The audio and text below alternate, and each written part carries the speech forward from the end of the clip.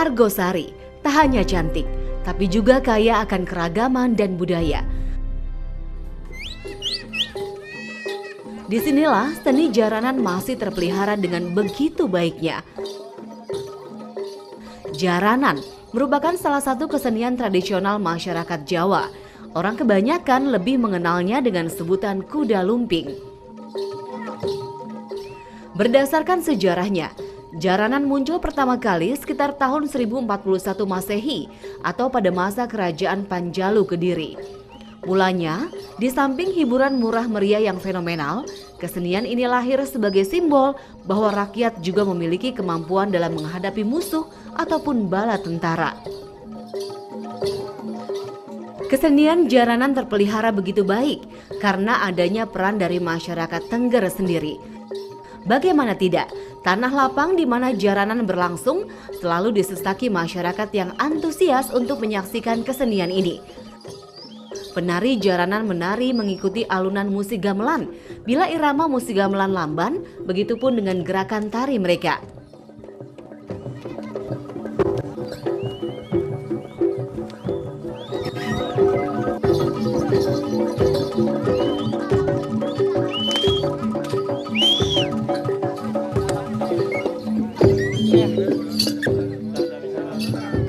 Ini dia jaranan kesenian dari khas suku Tengger.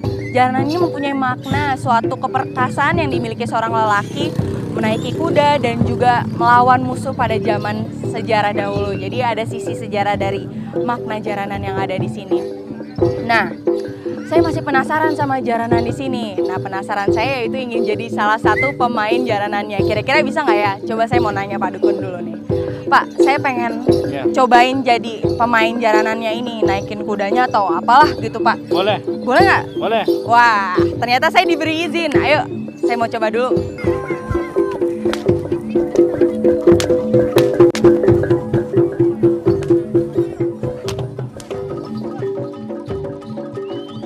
Saat musik gamelan menjadi cepat, para penari jaranan pun hilang kesadaran. Mereka menari dengan cepat berputar-putar tak beraturan.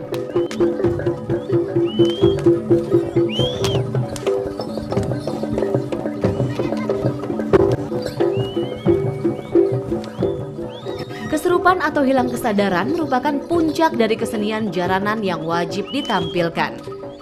Dua orang pawang inilah yang dipercaya dapat mendatangkan roh-roh halus untuk merasuki penari jaranan hingga mereka hilang kesadaran. Dengan bantuan mereka pula lah kesadaran penari jaranan dapat dikembalikan.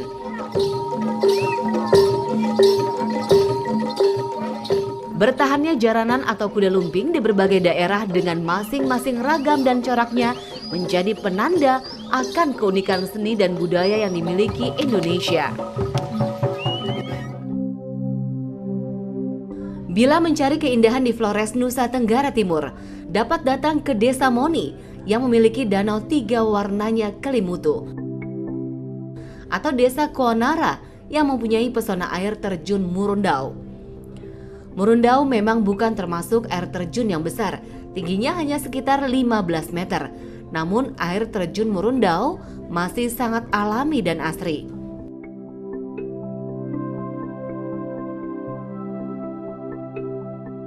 Tapi bila ingin mendapatkan nuansa adat istiadat yang kental, Desa Wolotopo adalah pilihan utama. Desa Wolotopo adalah salah satu desa adat yang paling banyak dikunjungi wisatawan selain Desa Moni. Desa ini menarik untuk disambangi sebab inilah desa tua yang masih mempertahankan dan melestarikan tradisi dan budaya yang begitu kental. Seperti acara lamaran ini, di kampung adat Wolotopo, acara lamaran memang melibatkan seluruh masyarakat desa. Untuk acara lamaran saja, biasanya akan dilaksanakan selama 7 hari berturut-turut. Lamaran biasanya diawali dengan kedatangan pihak perempuan, membawa seserahan. Berlanjut dengan acara persyaratan yang diajukan pihak perempuan kepada pihak laki-laki. Seperti acara adat pada umumnya di Flores. Di sini para tamu juga disajikan sirih pinang sebagai simbol penerimaan dari pihak tuan rumah. Ini selama proses ini berlangsung itu pihak perempuannya calon mempelainya tidak akan hadir di sini. Dia di dalam kamar saja. Kamar Ada di dalam. yang mempelai perempuan. Perempuan ya sudah di sini. Oh, mempelai perempuannya sudah ada di Kalau sini. mau acara adat dia harus hadir. Harus hadir. Tapi Sekarang tidak dia ada boleh. di kamar, tidak boleh keluar. Kalau mempelai prianya ada Ada di sini tadi. ada di sini ya. Jadi upacara adat ini memang biasanya dilangsungkan selama 7 hari ya. 7 hari ya. Selama 7 hari dan ini kebetulan sekali adalah hari pertama. Ya. Jadi 7 hari nanti adalah hari besarnya yaitu hari Besar ya. pernikahannya. Pernikahan. Selain adat istiadat, Kampung Adat Wolotopo memang tercatat sebagai salah satu perkampungan megalitik yang tersisa di Ende. Batu-batu yang diperoleh dari laut atau gunung ditumpuk-tumpuk sedemikian rupa sehingga dapat dibangun rumah di atasnya. Yang menarik adalah adanya rumah adat yang sudah bertahan selama lebih dari 7 generasi. Lokasi tepatnya berada di bukit tak jauh dari kompleks pemukiman warga. Rumah adat dari kayu ini memiliki keunggulan dari arsitektur dan teknologi kuno yang terbukti kuat serta telah teruji zaman. Tidak hanya itu, di depan rumah biasanya selalu ada kuburan batu sanak saudara yang disemayamkan. Sebuah tradisi yang diwariskan turun-temurun hingga sekarang.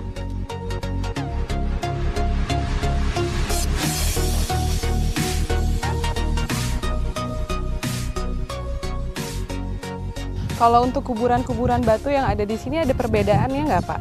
Ada perbedaan. Apa itu, Pak? Perbedaan begini, kalau kubur seperti ini yang ada kita lihat begini, ini adalah atalaki. Atalaki. Sebab ada dua dalam aturan adat. Mosa laki dengan atalaki itu berbeda. Mosa laki berarti ada dari keturunan pertama yang data, berarti mempunyai tanah. Mempunyai tanah, Iya. Mosa laki. Itu Mosa laki. Atalaki. Kalau atalaki itu diangkat, diakui oleh suatu suku, itu atalaki. Itu beda.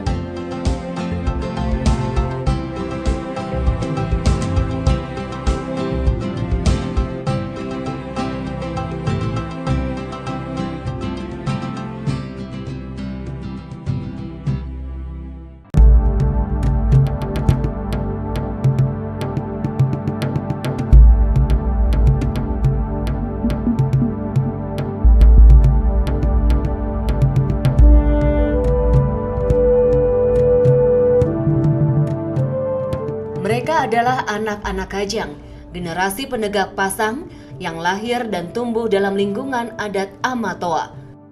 Desa Tanatoa, Kecamatan Kajang, Bulukumba, Sulawesi Selatan.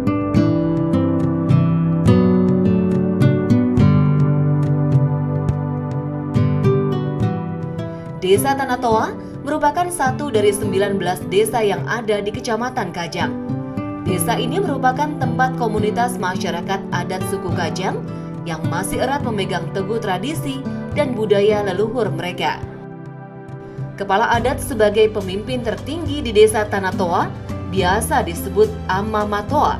Ialah sosok yang bertanggung jawab pada pelestarian serta proses pasang di komunitasnya. Pantangan yang tidak boleh dilakukan oleh masyarakat itu antara lain di dalam pasang disebutkan tak bang kayu, menebang kayu tanpa sepengetahuan dan seizin dari pimpinan adat atau amatoa itu. Ya, tak bang kayu atau menebang kayu tanpa izin dari penguasa adat dalam hal ini Boy Amma. Yang kedua, meretas rotan, artinya mengambil hutan, mengambil rotan di hutan yang juga tanpa izin. Itu tidak dibenarkan. Dan yang ketiga, tunubani, artinya membakar lebah di hutan ini. Pasang merupakan sebuah aturan adat yang tidak tertulis dan diceritakan secara lisan dalam masyarakat adat suku Kajang dari generasi ke generasi. Walau hidup dalam aturan adat yang ketat, namun dalam hal pendidikan, masyarakat Kajang memiliki aturan tersendiri. Tempat ini merupakan tempat menimba ilmu bagi anak-anak di desa adat Tanatoa. Senyum hangat dan keceriaan nampak terlihat jelas dari siswa-siswi Sekolah Dasar Negeri 351 di kawasan adat Amatoa ini. Kalau selama ini yang berat dirasakan oleh guru yaitu pada musim-musim panen, ya, musim teban tebu, karena sebagian besar itu anak-anak di sini, utamanya kelas-kelas 4, 5, 6 biasanya dibawa untuk ikut membantu orang tuanya. Inilah yang kendala besar yang kita hadapi di sini, khususnya kawasan Amatoa di sini. Antara pihak sekolah dan orang tua seakan-akan kita tarik tambang, bahwa anaknya mereka seakan harus membantu di rumah, sebentar kita guru supaya anaknya harus ke sekolah, karena maklum mereka bahwa pendidikan itu masih dianggap nomor 2 lah.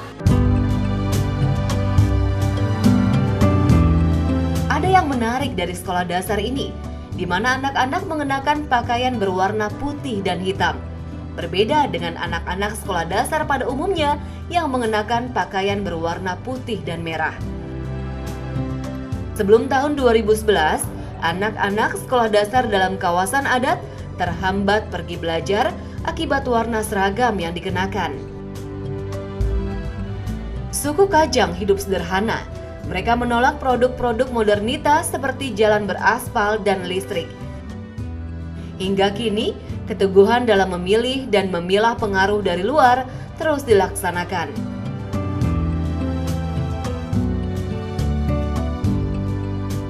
Jauh sebelum slogan gaya hidup kembali ke alam terdengar santer di segala penjuru dunia, masyarakat adat Amatoa dengan kearifan lokalnya telah lama menerapkan kehidupan selaras dengan alam. Bagi orang Kajang, peradaban manusia tidak mungkin ada jika tidak ada hutan yang tumbuh dan menyediakan kebutuhan semua makhluk hidup. Honor pasanna Amatoa.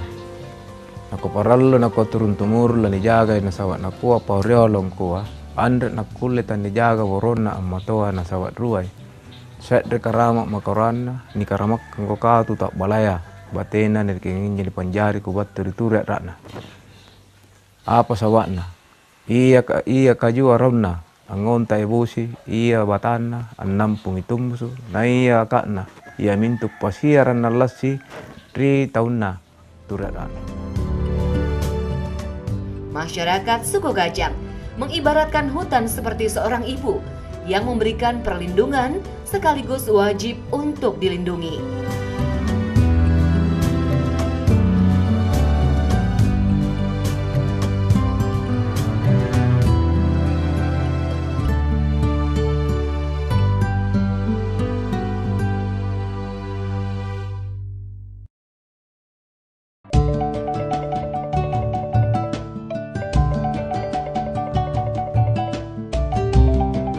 Nusa Indah atau Pulau Ibu adalah nama yang diberikan untuk Pulau Seram. Sebutan ini ada karena masyarakatnya percaya bahwa dari sinilah penyebaran manusia ke seluruh Maluku itu berawal. Pulau terbesar di Maluku ini juga dikenal sebagai daerah yang memiliki tradisi budaya yang kuat. Salah satu yang masih bertahan adalah komunitas adat yang berada tidak jauh dari Desa Sepa, Masohi, Maluku Tengah, suku Naulu. Sepertinya saya melihat ada yang unik di sini. Saya lihat ada 3 orang anak gadis yang sedang melakukan aktivitas di sebuah gubuk kecil di belakang rumahnya. Sepertinya sih mereka sedang menjalani salah satu tradisi di suku Naulu ini. Kalau pengen lebih jelas lagi, kayaknya harus saya ajak ngobrol langsung deh. Yuk!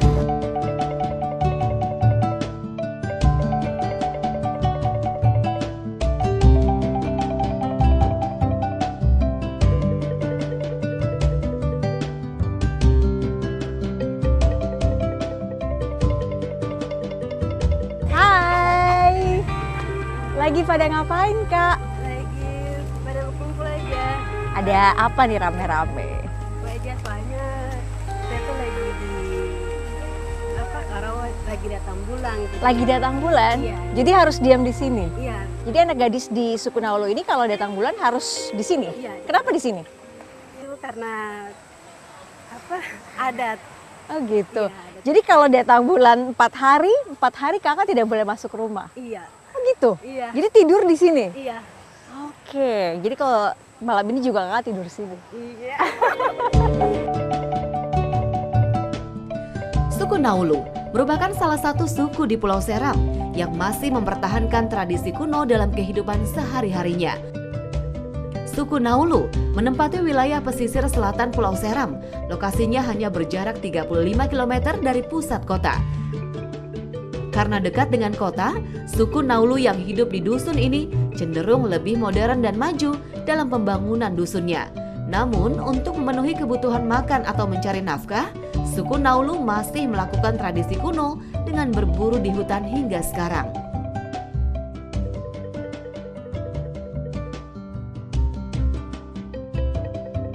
Sebenarnya tadi Alma sudah melihat mangsa di sana, sudah coba ditangkap juga tapi lepas. Kita cari lagi.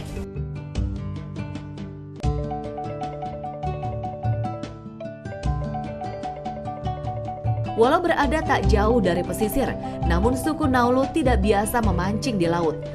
Mereka lebih ahli di darat berburu memakai busur panah, tombak, ataupun membuat ranjau untuk membunuh binatang buruan. Tidak hanya di darat, binatang buruan yang tinggal di atas pohon pun juga menjadi incaran para pemburu suku Naulu. Suku Naulu pernah mempunyai tradisi yang menyeramkan di masa lalu, yakni tradisi Pataheri dengan memenggal kepala sebagai persembahan adat saat anak-anak mereka menampakkan tanda-tanda kedewasaan. Tapi setelah Indonesia merdeka, tradisi itu dilarang. Kini tradisi memenggal kepala tidak lagi ditemukan di desa ini. Meski demikian, tradisi Pataheri tidak hilang dan masih dilakukan.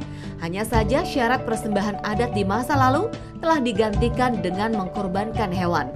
Upacara adat Pataheri biasanya dilakukan massal. Jumlah peserta yang mengikuti harus berjumlah genap, tidak boleh ganjil. Di hutan, para pemuda suku Naulu menjemput kedewasaannya. Berang alias ikat kepala merah yang sebelumnya memanjang ke atas telah berganti menjadi ikat kepala merah seperti pria dewasa suku ini. Mereka pun secara adat dinyatakan telah dewasa. Itu prosesi matahari itu harus orang tua dong persiapan bahan-bahan untuk persyaratan adat. Jadi mesti ada dia punya pakaian adatnya, manik-maniknya, dia punya kulit kayunya, kemudian sampai kepada hari H dong harus cari kusu. Seperti halnya Pataheri, acara adat untuk anak gadis menuju kedewasaan pun dilakukan, namanya Pinamou. Keluarga anak gadis mempunyai kewajiban untuk mempersiapkan pesta adat. Perempuan suku Naulu yang sedang datang bulan akan menempati sebuah rumah pamali yang diberi nama Posuno hingga masa datang bulan selesai.